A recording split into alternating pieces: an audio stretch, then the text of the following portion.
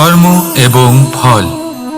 মানুষের স্বভাব হলো এটাই যে তিনি নিজের প্রত্যেক পরিশ্রমের প্রতিফল প্রার্থনা করেন।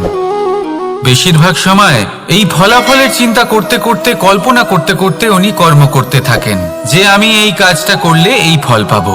সেই সব কল্পনা করতে থাকেন যা না তার হাতে আছে, না আছে অধিকার আর না আছে নিয়ন্ত্রণ। উনি শুধু নিজের কর্ম করতে পারেন। উনি কি ফল পাবেন তা তার হাতে কখনোই নেই। তাই আপনিও শুধুমাত্র কর্ম করতে থাকুন, ফলের চিন্তা করবেন না। মনে রাখবেন, শিকড় এবং শাখা যেভাবে একে অপরের সাথে জড়িয়ে, সেইভাবেই একে অপরের সাথে জড়িয়ে কর্ম এবং ফল। যেরকম কর্ম আপনি করবেন সেরকম ফল আপনি অবশ্যই পাবেন। তাই এই ফলের আশায় কর্মের সময় কখনোই নষ্ট করবেন না, কারণ যে ব্যক্তি সময় নষ্ট করেন, সময় সেই ব্যক্তিকে অবশ্যই নষ্ট করে দেয়।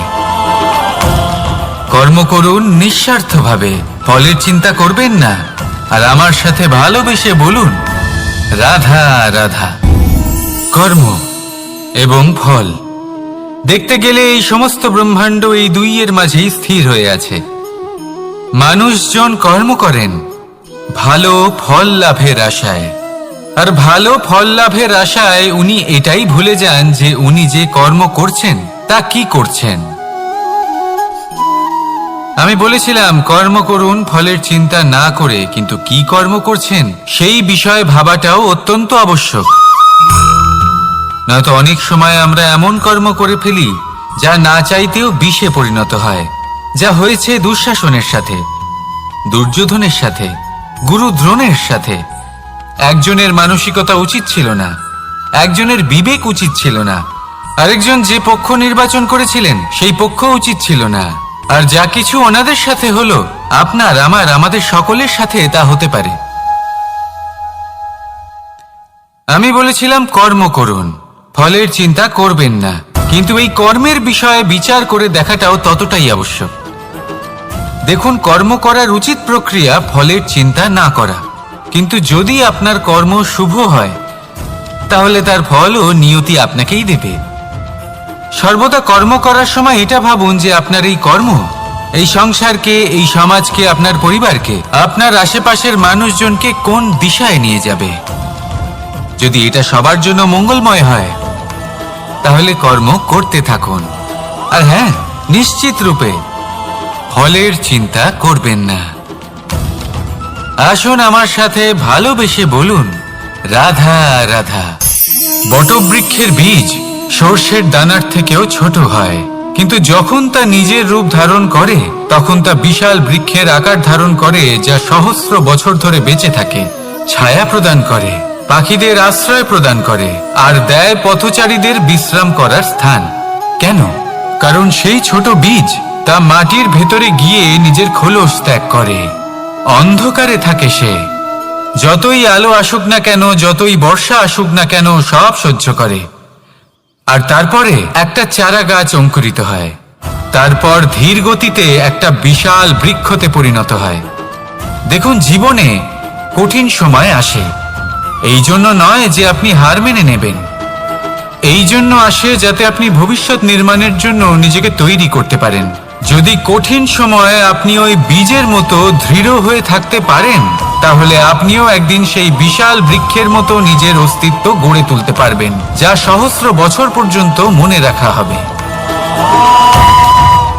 আসুন আমার সাথে ভালোবেসে বলুন রাধা রাধা। এই ব্রহ্মাণ্ড কত বৃহৎ, তাই না? যার সম্মুখে এই পৃথিবীকেও একটা বিন্দুর মতো মনে হয়। আর এই পৃথিবীতে আমরা কে হই, আমাদের আকার কিরকম, আমাদের অস্তিত্বই বা কি? যখন আমরা এভাবে ভাবি তখন মনে হয় আমরা কিছুই নই। তা আমরা যখন কিছুই নই, তাহলে আমরা এত চিন্তা করি কেন? কি ভেবে ভয় পাই? কাকেই বা এত ভয় পাই? কে আমাদের মারতে পারে আর কেই বা আমাদের জন্ম দেবে? আত্মার আসলে না কখনো জন্ম হয় আর না কখনো মৃত্যু। আত্মা শুধুই শরীর বদল করে। আপনি, আমি, আমরা সকলে এই শরীর নয়, আমরা হলাম আত্মা, যা হলো পরম আত্মার পরম অঙ্গ। সেই জন্য মনে রাখবেন, বাইরের কোথাও দেখবেন না, নিজের অন্তরের গভীরে গিয়ে দেখুন, আত্মাকে উপলব্ধি করতে শিখুন। ক্লেশ, ভয়, চিন্তা, এই সব কিছুর থেকে নিজেকে দূরে রাখুন, তাহলেই উপলব্ধি করতে পারবেন পরমাত্মা কে। তাহলে আসুন আমার সাথে ভালোবেসে বলুন, রাধা রাধা। পরিবর্তন এই সংসারের শাশ্বত নিয়ম। কোনো রাজা নেই যিনি চিরকাল রাজা থাকেন, কোনো ধনী ব্যক্তি নেই যিনি চিরকাল ধনী থাকবেন। এই সংসারে সূর্যের স্থান নেওয়ার জন্য চন্দ্রিমার আগমন ঘটে। কোন স্থান যাকে পতিত বলা হয়েছিল সেখানে মহল তৈরি হয়েছে। কোন স্থান যাকে আজ মলিন বলা হয়েছে কাল সেখানে মন্দিরও স্থাপন হতে পারে। কোনো ঋতু চিরকালের জন্য থাকে না, কখনো সময় চিরকাল একরকম থাকে না। আজ যে আপনার কাছে রয়েছে কাল অন্য কারোর ছিল, আজ যে আপনার কাছে রয়েছে কাল তা অন্য কারোর কাছে চলে যাবে। আপনার সাথে কিছু থাকলে তা হলো আপনার কর্ম, কিন্তু সেই কর্মের পরিণামও আপনার নয়। আপনি শুধু কর্ম করুন, বাকি সবকিছুই পরিবর্তনশীল। কিন্তু সেই পরিবর্তনকে দেখে ভয় পাওয়ার প্রয়োজন নেই, তাকে স্বাগত জানান। যদি আপনি হাসি মুখে সেই পরিবর্তনকে স্বাগত জানান, তাহলে এই পরিবর্তনও হাসি মুখে আপনার সাথে থাকবে। আসুন আমার সাথে ভালোবেসে বলুন, রাধা রাধা। সঞ্চয়। মানুষের যখন থেকে বোধ বুদ্ধি হয় সঞ্চয় করতে আরম্ভ করে দেন। সঞ্চয় করতে থাকেন ভোজনের, সঞ্চয় অর্থের, সঞ্চয় শক্তির। নিজের জন্য করেন, নিজের পরিবারের জন্য করেন, নিজের স্ত্রীর জন্য করেন, সন্তানের জন্য করেন, সন্তানের সন্তানের জন্যও সঞ্চয় করেন।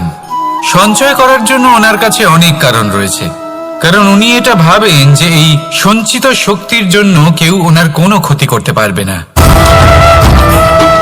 মানুষ ভুলে যান একটা গুরুত্বপূর্ণ কথা, এই সত্য, উনি এই সংসারে খালি হাতেই এসেছিলেন, আর এখান থেকে ওনাকে খালি হাতেই যেতে হবে। যা এখানকার তা এখানেই থেকে যাবে। আর যদি কিছু ওনার সাথে যায় তা হলো ওনার কর্ম, আর কিচ্ছু নয়।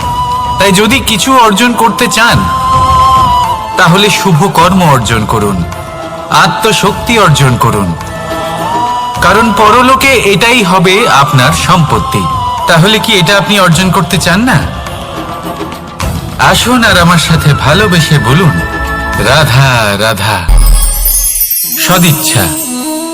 দেখতে গেলে 3 অক্ষরে তৈরি এই শব্দ, কিন্তু সমস্ত ত্রিলোক তার উপরেই আধারিত। আপনি এই সংসারে এসেছেন, তখন অবশ্যই শ্বাস নেবেন, কিন্তু তার বদলে আপনাকে কিছু তো দিতেই হবে। আপনার উপর নির্ভর করছে আপনি কি দেবেন। কি দেবেন এই সংসারকে, এই সমাজকে, নিজের পরিবারকে, আর তার বদলে কি নেবেন? যশ নাকি অপযশ? দেখুন, এক ছিল রাবণ, যে কিনা সমুদ্র পার করল সীতাকে অপহরণ করার জন্য, আর এক ছিলেন রামচন্দ্র, যিনি সমুদ্র পার করেছিলেন, সেতু বানিয়ে গিয়েছিলেন সীতাকে ফিরিয়ে নিয়ে আসার জন্য। দুজনেই সমুদ্র পার করেছিলেন, শুধু পার্থক্য ছিল সদিচ্ছাকে বোঝার, লক্ষ্যের। অনেক মানুষের যাত্রা একরকম হতেই পারে, কিন্তু আনন্দ তখনই লাভ করবেন যখন লক্ষ্য শুভ হবে, মহান হবে। এই লক্ষ্য দিয়ে এই সংসারের কল্যাণ হবে এবং মানুষের সম্মান হবে। যদি আপনার সংকল্প উচিত হয় তাহলে আপনার লক্ষ্য উচিতই হবে, নয়তো শুধুমাত্র বিনাশ হবে। আর উচিত এটাই হবে যে বিনাশের হাত থেকে যেন নিজেকে বাঁচানো যায়, কি বলেন? তাই জীবনে যে লক্ষ্য স্থির করছেন মনে রাখবেন তা যেন শুভ লক্ষ্য হয়। যদি এরকম হয় তাহলে আপনার যাত্রা, আপনার জীবন দুটোই শুভময় হবে। আসুন আর আমার সাথে ভালোবেসে বলুন, রাধা রাধা।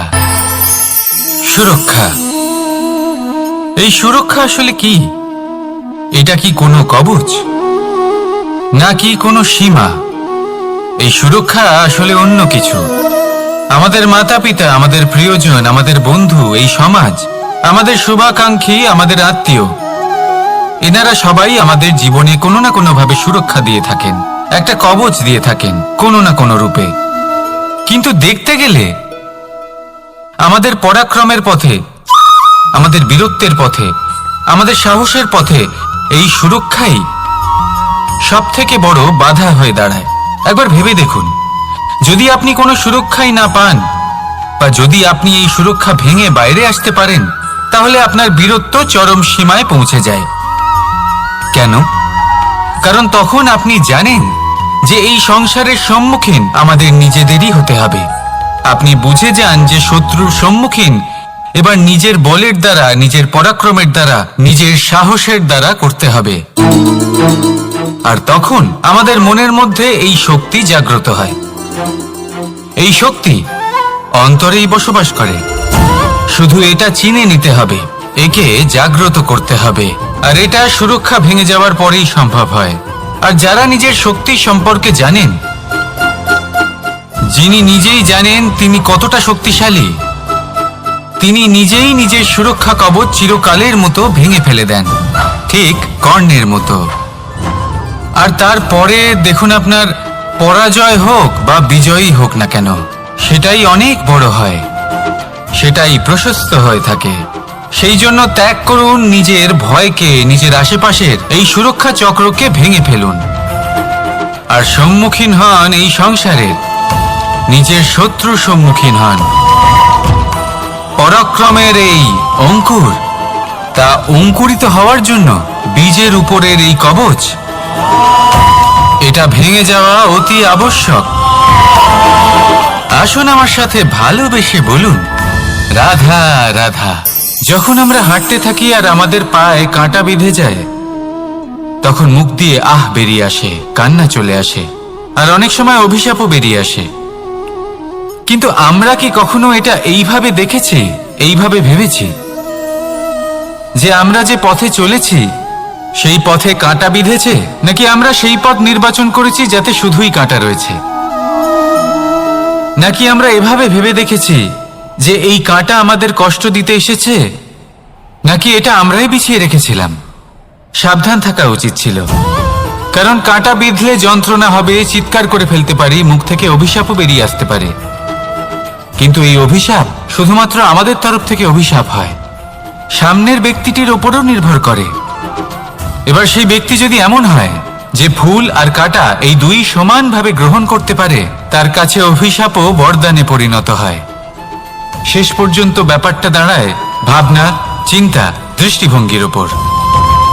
কারণ আপনার এই ভাবনাই সত্যি হয়ে সামনে আসে। সেই জন্য এই ভাবনা, চিন্তা, মানসিকতাকে গুরুত্ব সহকারে দেখবেন।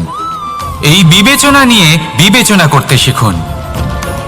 আমার কথার অর্থ হলো যে জীবনে যখন এরকম কিছু একটা ঘটবে, তখন ভেবে দেখুন যে এরকম কেন হলো। আপনি কি এমন কোনো কর্ম করেছিলেন যার কর্মফল এটা? এমন কোনো কাজ যা অনুচিত ছিল, অসত্য ছিল, যা অভদ্রতার কারণ ছিল? ভেবে দেখা প্রয়োজন। দেখুন, ইচ্ছে হলো আপনার যে আপনি কি করতে চান, ভাবনা আপনার, সত্য আপনার, জীবন আপনার, সিদ্ধান্ত আপনার। আসুন আর আমার সাথে ভালোবেসে বলুন, রাধা রাধা। সময়, এই সময় আসলে কি? এই সময় একটা সরল রেখা তো কখনোই নয়। সময় হলো একটা চক্র, যেখানে এর আদি সেখানেই হলো এর অন্ত, আর যেখানে তা শেষ হয় সেখান থেকেই তার শুরু হয়। এই সময় একটা অত্যন্ত বিচিত্র চিন্তা, বিচিত্র ভাবনা, একটা বিচিত্র বস্তু যা কেউ বুঝতে পারেন না। এই সময়ের লীলা, এর কোনো প্রমাণ নেই, কোনো জ্ঞান নেই, কোনো পরিমাপ নেই। শুধু এটুকু আমরা জানতে পারি, যেখানে শেষ হবে সেখান থেকে একটা নতুন সূচনাও হবে।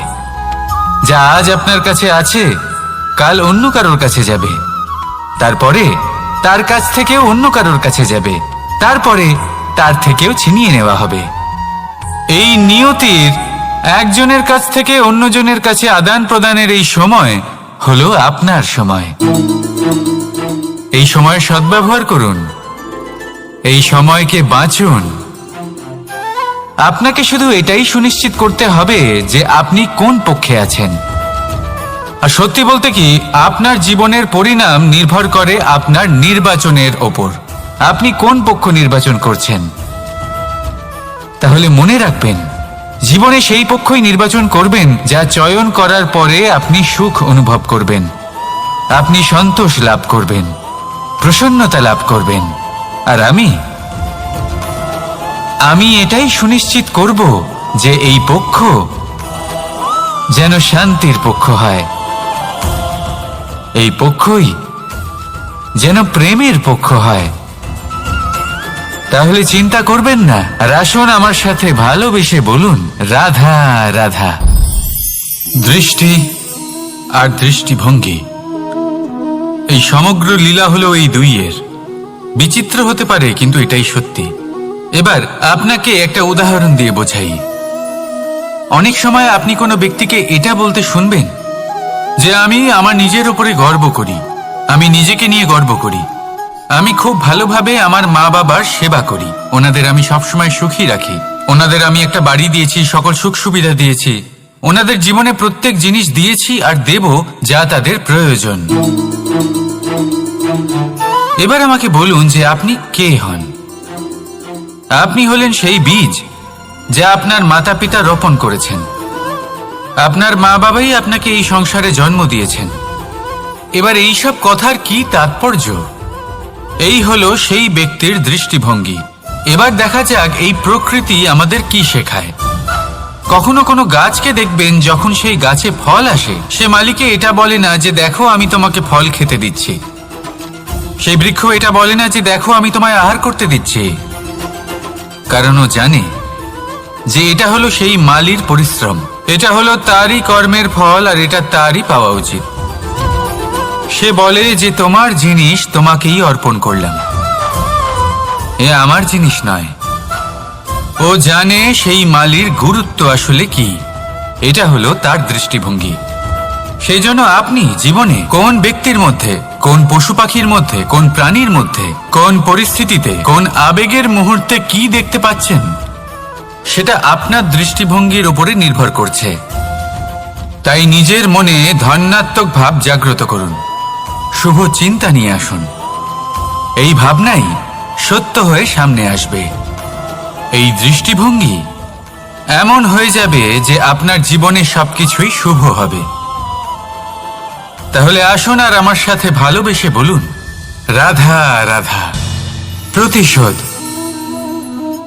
অথবা কাউকে দুঃখ দেওয়ার ভাবনা, যদি এটা আপনার মনে থাকে, তাহলে আপনি নিজের মনেই যন্ত্রণার একটা বিশাল বৃক্ষ রোপণ করছেন, এটা মনে রাখবেন। কারণ কাউকে দুঃখ দেবার এই ভাবনা, এটা হলো সেই বীজ যা আপনার মনেই পতিত হবে, আপনার মনেই অঙ্কুরিত হবে, আর আপনার মনেই একটা বিশাল বৃক্ষরূপে বেড়ে উঠবে। জীবন আপনার, কর্ম আপনার, কাউকে দুঃখ দেবার ভাবনা আপনার ছিল, এই বৃক্ষ হলো আপনার, তাই এর ফলও আপনিই পাবেন, যা গ্রহণও আপনাকেই করতে হবে। মনে রাখবেন, যে মানুষ এটা ভাবে যে আমি ওকে দুঃখ দেব, ওকে কষ্ট দিতে চাই আমি, সেই মানুষই দুঃখ আর কষ্ট পেয়ে থাকে। যদি সেই জায়গায় আপনি এটা ভাবেন যে আমি কাউকে সুখী করে তুলতে চাই, কাউকে সুখ প্রদান করতে চাই, তাহলে তারও বীজ আপনার মনেই রোপণ হবে, বৃক্ষে পরিণত হবে, যার ফলও আপনিই পাবেন। এখানে বিষয়টা হলো শুধু মানসিকতার চিন্তা, যা সত্য হয়ে আপনার সামনে আসে। তাহলে এই মানসিকতা শুভ করুন, সবার জন্য মঙ্গল কামনা করুন। অন্যের মনে আপনার জন্য ভালো চিন্তা থাকুক বা না থাকুক, আপনি সবার জন্য শুভ চিন্তা করে কর্ম করতে থাকুন, তাহলে আপনার সাথেও ভালোই হবে। তাহলে আসুন আর আমার সাথে ভালোবেসে বলুন, রাধা রাধা। সুখ আর অভিজ্ঞতা, এই দুই জীবনে একসাথে কখনোই আসে না। মনে রাখবেন, যেখানে সুখ থাকে সেখানে অভিজ্ঞতা থাকে না, আর যখন এই সুখ আমাদের জীবন থেকে দূরে চলে যায়, তখন আমাদের জীবনে আসে এই অভিজ্ঞতা।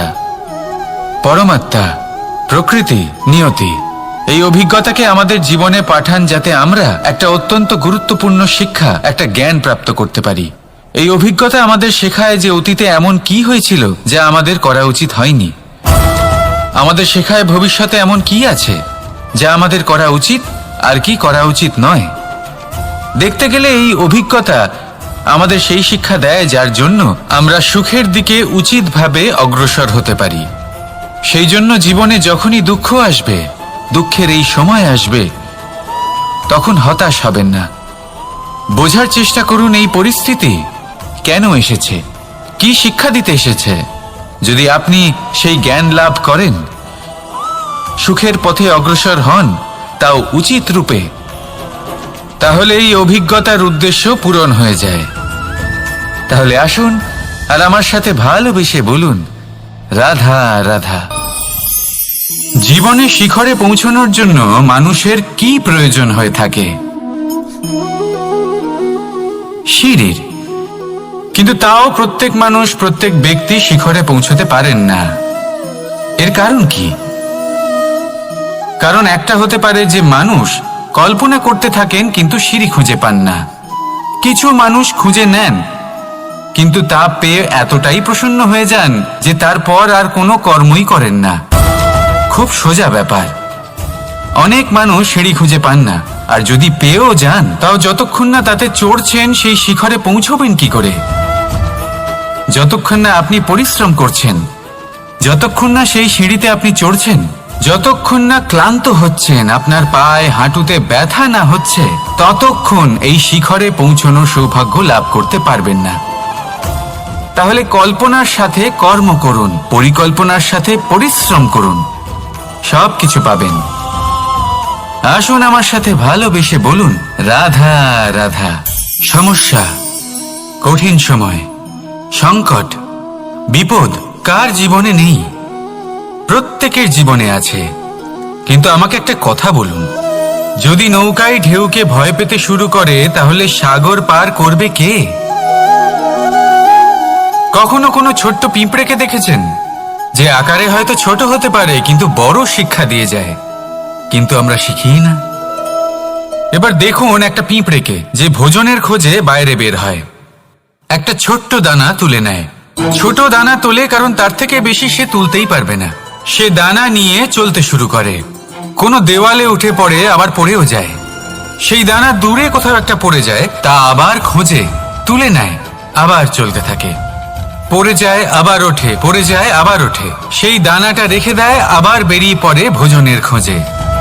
পরিশ্রম করতে থাকে কিন্তু হার মানে না। এই শিক্ষাই তো আমাদের প্রাপ্ত করতে হবে। নিরন্তর পরিশ্রম আর নির্ভীক হয়ে কর্ম করে যেতে হবে। এটাই হলো সাফল্যের মাধ্যম, এটাই হলো জয়ের মন্ত্র, অচ্যুত অজয় অস্ত্র। তাহলে আসুন আর আমার সাথে ভালোবেসে বলুন, রাধা রাধা। আমরা সকলে চাই আমাদের জীবনে সাফল্য আসুক। আমরা চাই যে এই সংসারে আমাদের খ্যাতি ছড়িয়ে পড়ুক। আমরা চাই যেন আমরা আলোচিত হই। কিন্তু শুধু চাইলেই কি যায় আসে? যদি এই সংসারে আলোচিত হতে হয়, তাহলে পরিচিত হতে হবে পরিশ্রমের দ্বারা। যতক্ষণ না আপনারা পরিশ্রমের সাথে পরিচিত হবেন, সাফল্যের সাথে পরিচিত হবেন না। সংঘর্ষ করতে হবে প্রতিদিন, প্রতি বছর। জীবনের সব পরিস্থিতিতেই হয়তো নতুন নতুন বাধা আসবে, নতুন নতুন বিঘ্ন ঘটবে। কিন্তু এটা আবশ্যক নয় যে সমস্ত বিঘ্ন বিনাশের জন্য আসবে। কিছু বিঘ্ন আপনার পথ প্রশস্ত করার জন্য আসবে, আপনার পথ পরিষ্কার করার জন্য আসবে। যদি আপনাকে উদাহরণ দিই, যখন বন্যা আসে, বাড়ি ঘর ভেসে যায়, তখন আমরা হতাশ হয়ে পড়ি, আমরা দুঃখী হয়ে পড়ি। কিন্তু সেই বন্যাই আমাদের সেই ধরিত্রীকে এত উর্বর করে তোলে যে সেই উর্বর অংশ কাজে লাগিয়ে আমরা সেরকম আরো 10টা বাড়ি বানাতে পারি। তাহলে ধন্যাত্মক থাকুন আর যে কোনো সংঘর্ষের জন্য প্রস্তুত থাকুন। জীবনে অনেক দূর যেতে পারবেন। তাহলে আসুন আমার সাথে ভালোবেসে বলুন, রাধা রাধা। জীবনে কখনো কখনো আমরা সেই পরিস্থিতিতে ফেসে যাই যখন আমাদের মনে হয় যে আমাদের নতুন কিছু একটা করতে হবে, কিন্তু আমরা করতে পারি না। কারণ কোথাও না কোথাও আমরা রীতির দ্বারা আবদ্ধ, আর আমরা সেই রীতি ভাঙতে চাই না। কেবল একটাই প্রশ্ন আসে মনে, আশেপাশের মানুষ কি বলবে, আশেপাশের মানুষ কি ভাববে। আপনাকে একটা প্রশ্ন করি, কারা এই মানুষজন? আপনার জন্মের সময় এই মানুষজন কোথায় ছিলেন? যখন আপনি কোনো সমস্যায় পড়েন তখন এই মানুষজন কোথায় থাকেন? এগিয়ে এসে কি আপনাকে সাহায্য করেন, নাকি সেই সমস্যার সমাধান আপনি নিজেই করেন? এইসব মানুষজনের চিন্তা ত্যাগ করুন যদি আপনি জীবনে বাঁচতে চান। ভেবে দেখুন জীবনে কি কি শুভ আছে আর কি কি শুভ করতে পারেন। যদি তা স্রোতের বিপরীতে হয় তাহলে সংঘর্ষ করুন, কিন্তু এইসব মানুষজনের কথা ভাববেন না। ভেবে দেখুন জীবনে আপনি কি কি শুভ কাজ করতে পারেন। এটা ভাবুন যে আপনি কখনো এমন কোনো কাজ করে ফেলেননি তো যার জন্য কারো হৃদয় আহত হয়েছে। শুভর দিকে নিজের চিন্তা কেন্দ্রীভূত করুন, আপনার জীবনে সব কিছু শুভই হবে। তাহলে আসুন আমার সাথে ভালোবেসে বলুন, রাধা রাধা।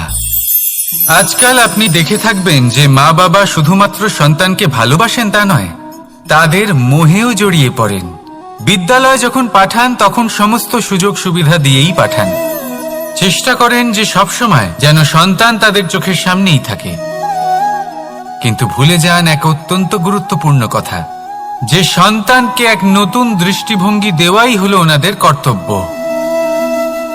সেই জন্য পুরাতনকালে শিষ্যদের গুরুকুলে পাঠানো হতো, বাড়ির থেকে দূরে। কারণ বাড়ি ছেড়ে যাওয়া এক সন্তানের জন্য, এক শিষ্যের জন্য অত্যন্ত শুভ লক্ষণ হয়।